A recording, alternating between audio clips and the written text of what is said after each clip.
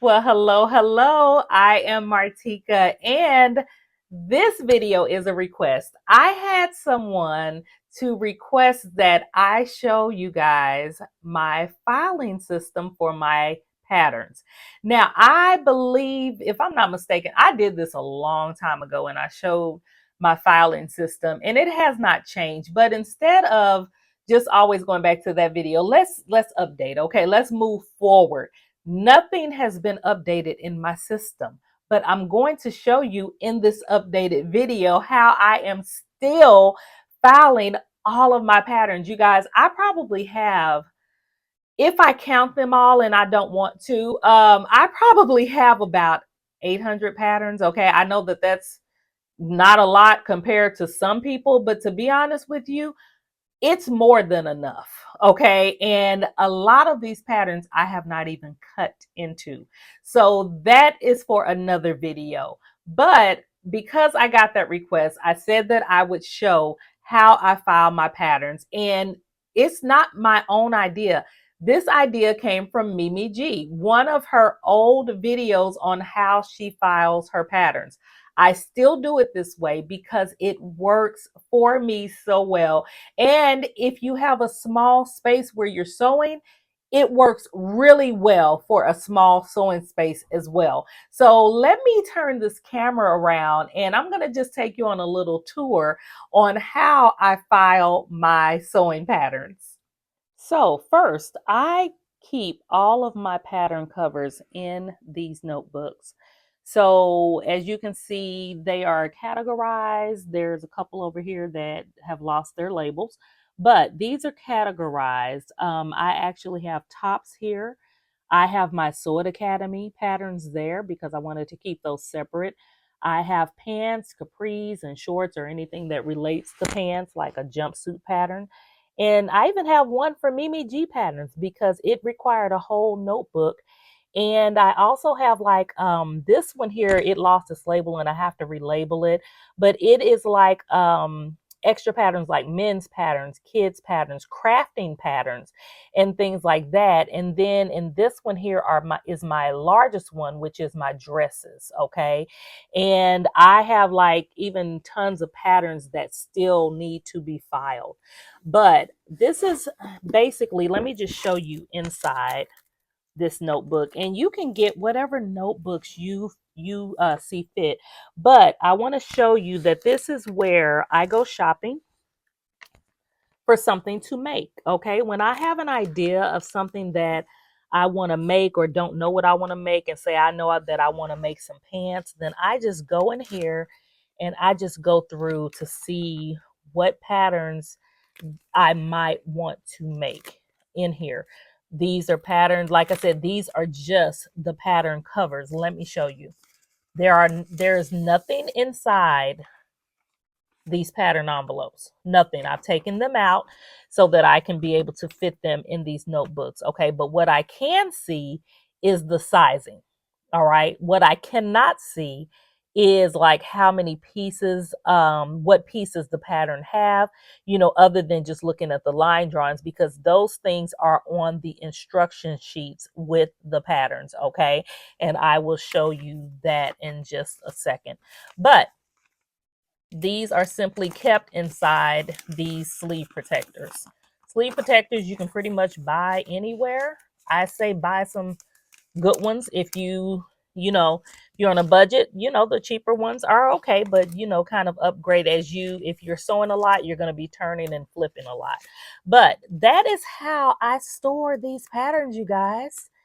And these pattern envelopes. And it just makes it really easy. It's just like shopping through a catalog at the store, except for my categories are different because these are things that I picked up. So I don't have to shop and see if I like a pattern because I bought it. So I must like it. So that is how I keep them up in my sewing room and keep things just really neat and organized for my space. I'm sorry, I'm holding this camera and trying to get this back in here. I'll get it back in there later. But yeah, that's how I keep everything the way that I needed to be neatly. Over in the corner there are patterns that I need to file. And I also have another space with some more patterns that I need to file. So that is how those are filed. And when they need to be filed, I keep them in a bin like that. And then I'm going to show you another area where I keep more patterns that need to be filed, because it may give you an idea of what to do until you file your own patterns. All right, so over here is just like a waiting cabinet for patterns to be filed. They're just waiting their turn. And in here, all of these patterns are a whole. They have the patterns inside the envelopes. And I have some bins here as well that have patterns inside them. I have categorized them, or tried to categorize them as like dresses and tops and pants, things like that, so that I don't have to worry about, separating them at that time. So I just try to go ahead and separate them when they do need to be filed, when they're waiting for their new home. So yeah, these have the complete envelopes already. They have the complete envelopes, and then the pattern is inside. And so, yeah, when we get done, they will have a place in one of those notebooks that I have already showed you, and their patterns will be stored in another place. So let's show you where the instructions and the pattern itself go. All right, so the way that I do this is that I take my instruction sheet out of the pattern envelope, and I make sure that I keep that out until I am done with this completely. Now, these little tabs here, this is where I put the pattern number. Okay, I put the abbreviation for the pattern company itself, whether it is where the pattern brand, whether it's Simplicity or McCall's or Vogue or New Look or Butterick. I make sure that I put that there because they are filed separately in my banker's boxes, and I'll show you how I've done that. But the way that what these are is basically, I just bought like these all-purpose labels. You can buy them any brand or whatever, and they come in a sheet like this. Okay, so this is how they come. You have 4 separated label sheets, and they're long labels. And what I do is I just take some scissors and I go and I cut strips down the side. And what I end up with are these. Okay. So as you can see, I have 4, small labels that I can put on the corner of these envelopes. These envelopes are, I forgot the size of them. I think they're like 8 by 6 and something or whatever. They're the clasp envelope that you can, they have like the top clasps there. Okay, you can find them in any store, to be honest with you, or even online anywhere. And you can find these in white or this like manila gold color. And so what I do is I take one off, I put it on the envelope, and I write the pattern number, okay, which is why it's important to keep the pattern there. So I write the pattern number on there. And then what I do is I take the instruction sheet out of the pattern envelope. And as you can see, everything is right here. I take the instruction sheet and the pattern itself out of the envelope, the original one, and I put everything in here. Okay. Like I said, this is not my idea. I have to give credit to Mimi G for this. And like I said, it has worked for me for years. Okay. No questions asked. And so that's why I keep doing it. So that is how that is stored. Now, let me go and show you where I keep all of my hundreds of patterns. All right, so I am down in my basement, and my basement is not anywhere where I want to sew. We more so use it for washing and for storage, but these are my banker's boxes. You guys, I have 9 banker's boxes of patterns, and that's where these are kept. As you can see, I call myself trying to log the numbers, but as you keep adding patterns, these numbers don't even matter. So I just make sure that I file them in order. Okay, so I have McCall's over here, and then down here I have like Butterick, New Look, Vogue, Quick Sew when Quick Sew was around. I think that might have changed because I think let me see, I thought Butterick had its own box. That might just be Butterick and some Vogue, but I have simplicity, I have PDF patterns in this one.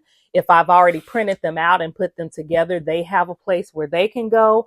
I have my new look patterns and even know me patterns. Know me have their own place where they can go. So I'm going to pull one of these down so that I can show you what this looks like on the inside.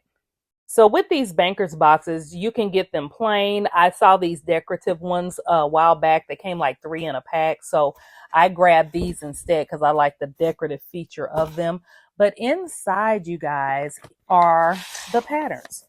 And I'm sorry it's kind of dark down here, but that's the way the lighting is. But as you can see, I have my patterns all numbered. They're all in order. Remember the library system where everything was in order? That's a plus that we learned in school back then because it taught us to be able to really organize, things that we needed to. So I have these. If I am looking for a certain pattern, all I have to do is look through my book upstairs. And if I want that pattern, I can come right down here and I can go right to it. Okay, I'm trying to get in some more light so you can see. There we go. So as you can see, I can go right to whatever the pattern I need. Everything is in numerical order as far as the patterns that I have. Now, what I do if this gets too stuffed to where I can't put any more patterns in it, what I have to do is then take some of these out and move them to the next box to where they can fit just fine. But yeah, I just keep them in these banker's boxes and cover them. They're all covered. Everything's nice and clean in its envelope. And that is how I have been filing my patterns for years. And it works like a charm. So that is the way that I file my patterns. So for the person who requested that, I am so sorry. I cannot remember who it was, but I hope that this has been helpful. And for everybody watching, I hope that this has been helpful. Again, I have to give credit to Mimi G for this video. And as I told you before, she has her original video on her channel. So yeah, that's where I got this from, and it has been amazing. So just grab you some banker's boxes, some envelopes, some sheet protectors, and some little labels, and you are off to the races with organizing your patterns. So give this video a thumbs up if you have liked what you've seen, and if so you have not subscribed, do so. Just do so, okay? And I will see you all in the next video. Have a great one. Bye-bye.